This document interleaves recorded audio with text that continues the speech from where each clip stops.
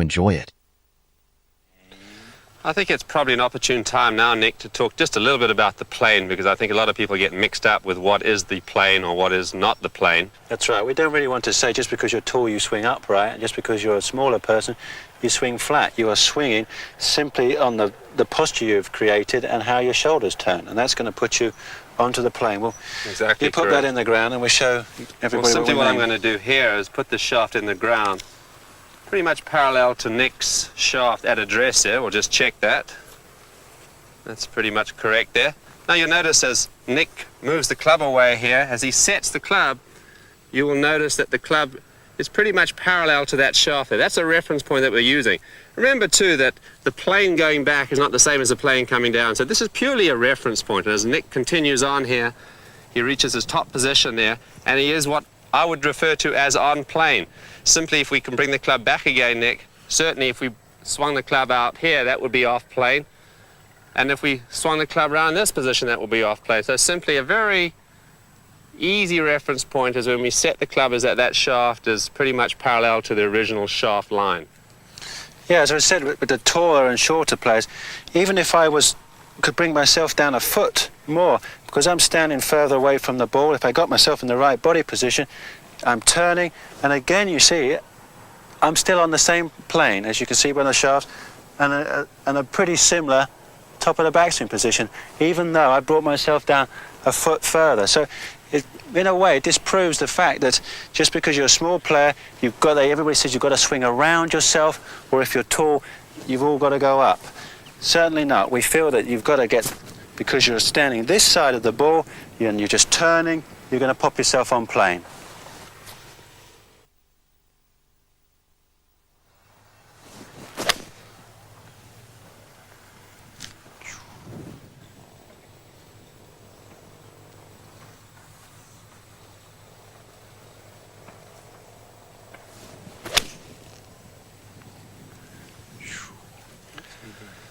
Now what we've done up to this point is really set Nick up for the art of actually hitting the golf ball. Now, if Nick could just take the club to the top there, it is a very difficult job to try to piece your downswing together. Things happen so quickly. In any event, what actually happens, as the golf club is going back, some part of the body is actually going forward. So there really isn't a distinction between backswing and downswing, as a lot of people like to make out. But what we will do is to show you and describe to you what does happen, and through a few drills there, you'll be able to feel what takes place in your downswing. So Nick, at this point, certainly has completed his backswing. Now, I'm going to just shorten Nick's swing just a little bit, because to put this in sort of real terms, as Nick is completing, his lower body will be starting to move forward in the opposite direction. In other words, the weight is starting to move to the left side here. And this is initiated with the lower body, the left knee starts its movement forward. And as you can see, what happens here, the hands and arms drop down to a point where they get to about a hip height position. From here on, Nick's body will then rotate through towards the target. You can see his impact position here. His weight now is into his left side. It's going around behind his left heel, pretty much the same way as it was going back. The downswing you can think of as a mirror image of the backswing. Now from here, as Nick clears his left side out of the way, his right side now comes through into a position where he finishes up in balance there, his weight fully into his left side and him facing the target. You can see here Nick's hips are facing the target, and his weight is now virtually 100% into his left side, and he's in a nice balanced position. For the slightly more advanced players, what actually happens at the top with the arms to create this leverage and this power that we get, as everything is pulling, as David was saying, as I start to get to the top, I'm pulling here. Also what happens is you get a re-rotation of the arms. They're actually pulling back this way, which drops the club onto this slightly flatter plane, which enables you to maintain this wrist set that we talked about, and you can pull the club as hard as you like now into this position. The right side has retained back a little bit. We're not trying to leap forward with the legs. The right side is staying passive to this position here. I've managed to pull the club down. Now I'm in a perfect position here. The club has come from inside. I can now release the body and holding through as the arms rotate into impact, square into impact, and I can squeeze the ball away, and then I let this left side fold very much as the right side has folded on the backswing. I let the left side fold on the way through, which keeps the club head moving through as quickly as possible into that balanced finish.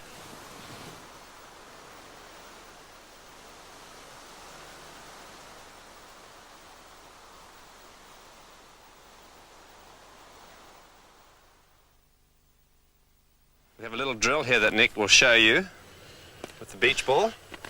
Put it another way. Yeah, as I quickly explained about the arm rotation, this ball will hopefully show it a little easier with how the colours will change. As I take it away, my arms are rotating round a little bit, you see how there, and as I go up into that position. Now as I start down, you can see how this is pulling back in a re-rotation before it then starts to return back into the shot, into impact.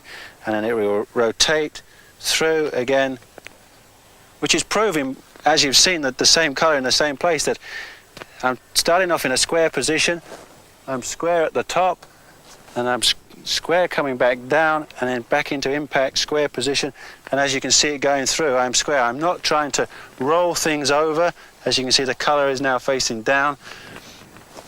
I'm turning there, back down into impact, and around into a square position, and which is also going to keep this right wrist in the same position all the way through the swing, up to the top, back into impact, and then round to the follow through.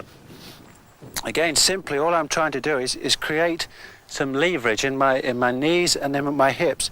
I turn my shoulders fully, but then I start to resist my leg action here, my hips here.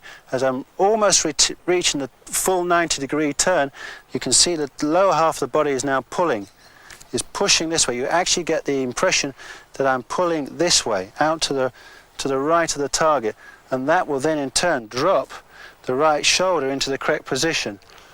So that the club turns on plane, but then to get back onto plane, I get this sort of lifting action. The left shoulder's got to come up. It mustn't stay down, otherwise we get this over the top action. We pull in up, which is dropping the club down in this position, and then I'm free to go through. It's very important that we get the body to pull the arms into position rather than trying to put the arms into a position by simply learning to turn. Another one is the club across your chest, the same thing, turning here and then turning through. By doing this, the arms have got to follow. It's impossible for them to go in any other direction. There we go. You'll find that the actual inertia of the golf club keeps the club on the right track there. We see so many golfers obviously trying to get to the top of the swing there and trying to hit the ball from the top there, as opposed to using the body correctly and really letting the ball get in the way of the swing, as opposed to trying to hit at the ball. Another little drill we've got, which it's quite difficult for some of the players we'll find, but we use a towel and we place it under our armpits so it restricts the arms from wandering all over the place on the backswing. It enables us to stay together here. Now I recommend for the not so advanced golfers that you do this without a ball to start with, and just get the feeling of a light pressure, obviously, which is needed to hold the towel up. If your arms come away from the body, you're going to drop the towel. So we keep that there, and I just want you to get the feeling of turning, which will help everything turn together. And you can go all the way out. I've got a 9-iron here, that's all I recommend you use. And just turn just 3/4 of the way up and then through. And you can see what it is doing on the follow through, how it's tucking me in. There. Now for the slightly more adventurous, you can try and hit some shots with this. Just with a 9-iron, nothing more than that. All I'm trying to do is get the feeling of the club starting away and through. And I'm keeping my arms together. It makes everything happen in one unit. Obviously, if it comes away going back, I'll drop the towel. Or vice versa going through. If the left side doesn't stay together as you pull round, if the left side goes away, you're going to drop it there. So we'll show you again. Turn everything together. Turn that stomach and through. Nice and gentle. We're not trying to hit the club full distance. We're just trying to use this as a feel.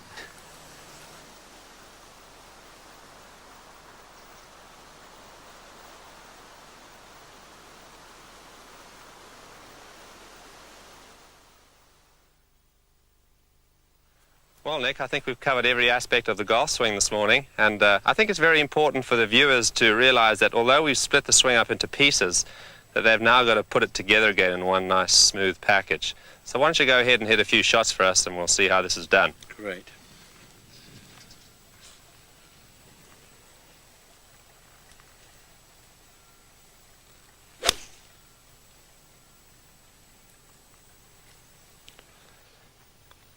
We'll see the overall rhythm and flow of Nick's golf swing, and although he has worked individually on the pieces, he has now put it all together so he can go out and play with the golf swing. Everything looks very natural. In the beginning, I think when you're making changes in your golf swing, I think you'll find it'll feel very uncomfortable and very unnatural. But after a while, these things start to fall into place.